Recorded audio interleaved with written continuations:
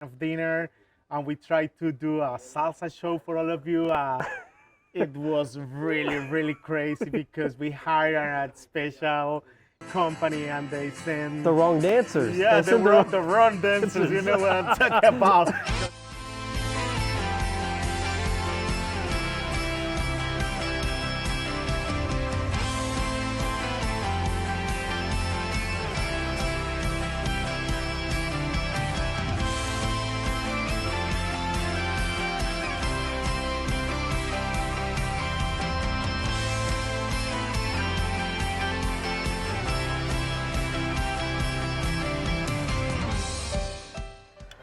All right, Jose, Hi, bro.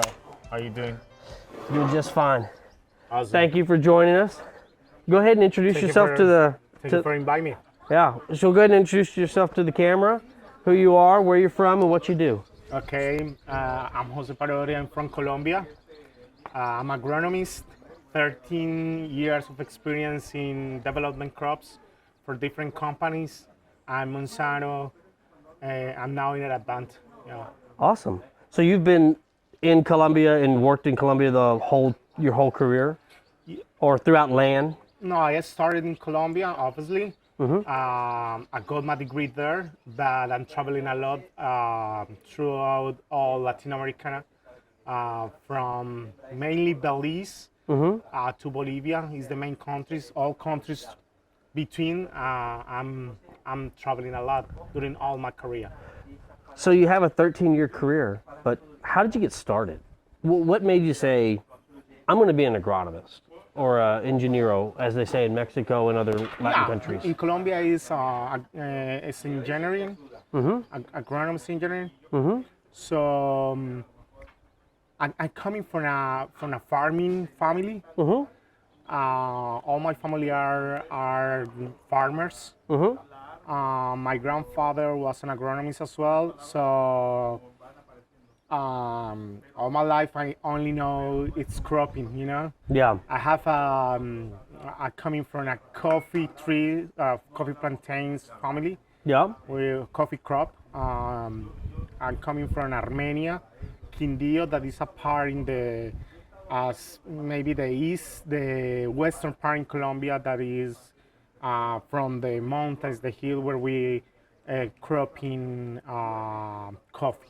So I'm Excellent. coming from there. All my life I born in a farm.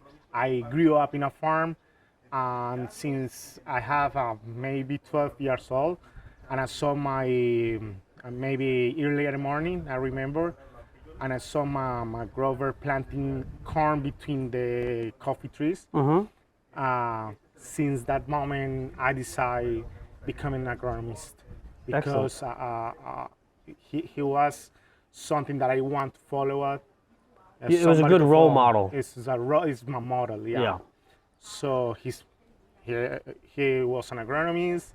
He was like my father, you know. Excellent man.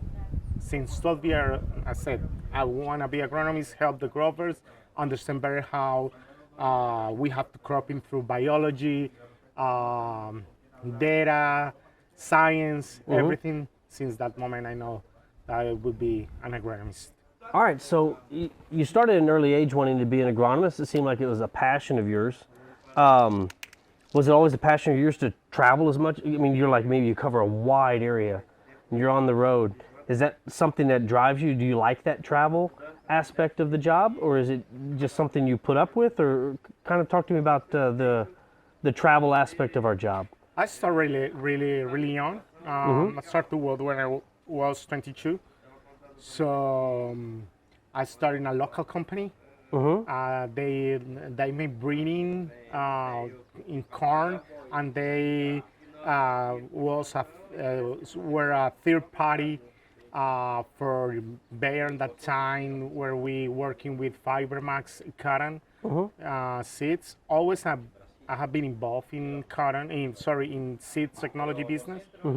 So I'm really since I start to work, I always have something in my mind that I want to know how people farming across the world. because we need to feed the people, the everything's around food. Since I started, I always say I want to know how in States doing, how in Latin America, how in Asia, how So you can bring it Europe. back home. Yeah. I think that's how a lot of us are driven is we want to travel to these places not because we like to travel, Yes. but we're here to learn. We're here in Tandil, Argentina. It's gorgeous. We took a nice hike up the mountains, but we're here to learn. Yeah. And we're also, as soon as we leave here, we are meant to go spread that knowledge to all our customers. Yes, I think that this is the main reason why I like to travel, because I love learning to share the knowledge with the people. Because if you have knowledge, you have to share. If you keep the knowledge with you, you don't take advantage of nothing. And I'm full agree with you. One of the best things of traveling is learn and spread and share that knowledge with others. I So- really love it. Yeah. So Jose, we've gotten to travel a little bit together. You've come to the States a couple times. I've been to Colombia once now, Yeah. and it sounds like I might have another trip in the books down to your area. I've been talking to everyone about kind of we all have funny stories or wild, crazy things that have happened to us while we're traveling. Is there anything recently that's happened? Maybe a flight canceled for crazy reasons, or maybe a customer canceled on you after you'd traveled far. Is there anything that jumps out at you that's kind of out of the norm or ordinary that would be kind of funny? Yes, I have a lot of stories about it. But talking about what happened together, maybe. Yeah. I remember that in Colombia, we have a very, very crazy experience because we went a kind of dinner and we tried to do a salsa show for all of you. It was really, really crazy because we hired a special company and they sent The wrong dancers. yeah, They the sent the wrong, the wrong dancers. You know what I'm talking about? That's so crazy. I think that it's because was a lot of people with us there. Many people from different countries Yes. waiting for dancing salsa in Cali, Colombia, and we have the wrong dancer for that. That I think that is just it's weird. You know? But the crazy part about that was, I know at that moment you were probably, oh no. Yeah. But we're sitting here. I mean, this is 6 months later. We're still laughing about it. It's Yeah. a memorable event. Yes. And you came to the States and we went. What did we do? We went axe throwing. I think the customers loved that. Throwing the hatchets at the wall. Yes. That was a lot of fun as well. Yes, I think that for me was the first time that I used an axe for enjoying, not for just wooden, you know. So I really love it. I think that American people or United States people has very interesting things to share, and maybe we don't know how how you get funny, that kind of things. And I really was really impressive with that activity because it was so funny, drinking some beers and very funny. Throwing the axes and with everything. The axes, the competition between us. And I'd say the same for anyone that wants to travel to Colombia. I'll be honest, I just watched Narcos. I was terrified. But it is the most beautiful country. And I mean, we're in Argentina. I still think Colombia is so beautiful. And the people were so welcoming. And I'll be honest, other than Mexican food, Colombian food is right there my favorite food right now. So we really enjoyed it, and seeing the sugar mill and some other things that we did. We've had a lot of fun adventures. I'd asked Nice to hear it. I'd asked our boss, you know, have you ever come across a really memorable customer? Whether it's a good memorable, like he helped you out or something like that, or maybe he was just someone you said, you know what, I'm never selling him another bag because I don't want to talk to him. Have you ever had a customer that was so memorable to you that you'll never forget him even after 13 years? Yes, I love experience talking about our growers. You have the many experience. Maybe when you have a complaint from them, it's really difficult the approach when you arrive to the farm and you try to explain what is happening with the crop. Maybe it's something that they are doing not too good.